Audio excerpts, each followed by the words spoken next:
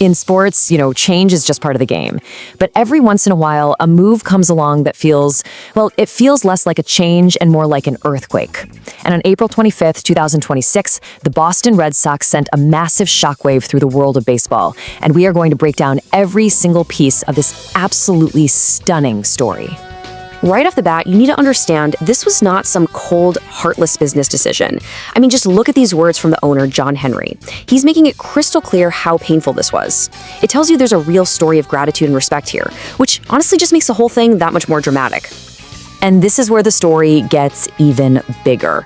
Seriously, we're not just talking about one guy losing his job. No. The Red Sox launched a massive, top-to-bottom overhaul. They didn't just clean house. They basically tore it down to the studs. A move like that, it just screams that there were some deep, deep problems. So let's just get straight to the headline, right? Alex Cora, the man who led this team to the absolute pinnacle of the sport, a World Series title, was fired. Done. After a completely disastrous 10-17 start to the season, the front office just decided, that's it, time's up. But the scale of this thing is, wow, it's truly staggering. It wasn't just Cora. His entire inner circle, his whole crew, they were all let go. The bench coach, gone. Both hitting coaches, gone. The third base coach, see ya. This wasn't just, trimming a branch. This was ripping the entire tree out of the ground, roots and all. It's a huge signal that the organization believed the problems weren't just on the surface. They were systemic, and a total reset was the only answer. And hey, if you needed any more proof of just how serious this was, look no further than this, Jason Varitek. We're talking about a Red Sox legend, a guy who's been part of that organization for 30 years as a player and a coach, and even he was moved out of his role. That just shows you how deep these cuts went. Absolutely nobody was safe. Okay, so to really, truly get why this is such a seismic event, you have to rewind a little. You have to remember the incredible highs and, man, the devastating lows of the Alex Cora era in Boston. It was a true roller coaster. And when you look at the timeline, it just shows you how wild this ride has been. What a journey, right? I mean, think about it. In 2018, he is literally on top of the world. A champion, a genius. Then, boom, 2020, he's out of baseball, completely suspended for his part in that whole Astro scandal.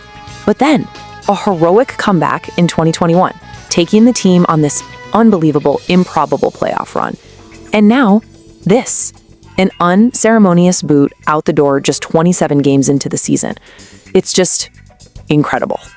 And the contrast, it is just so stark. On one side, you've got the pure glory of 2018. A historic season, a parade down Boylston Street. He was a hero to the entire city. And on the other side, well, you have the grim, ugly reality of 2026. Last place, a terrible record, and a manager fired before May.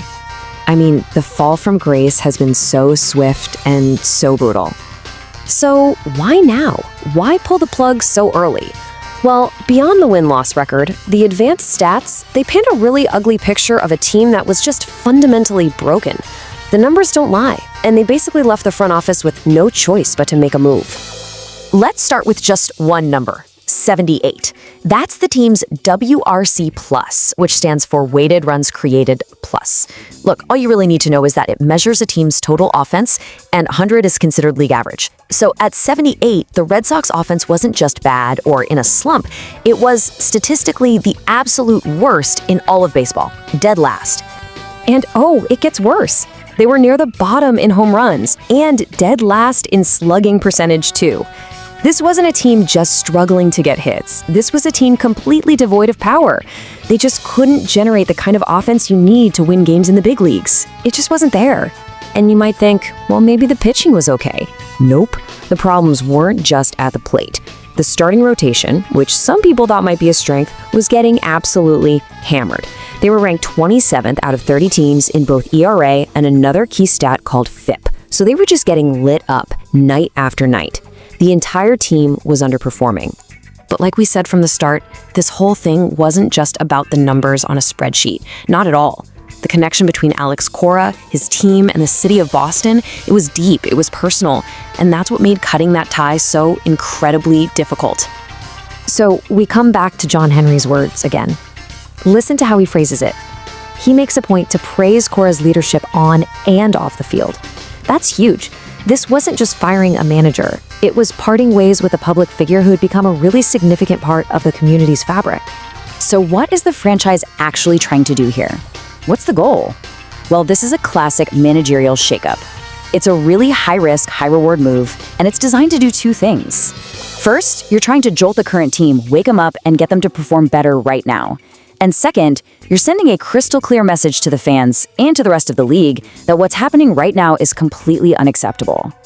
You know, firing a manager and his entire staff, that's actually the easy part. The hard part is figuring out what to do next. The Red Sox now find themselves staring into a pretty cloudy and uncertain future. So here's the immediate plan.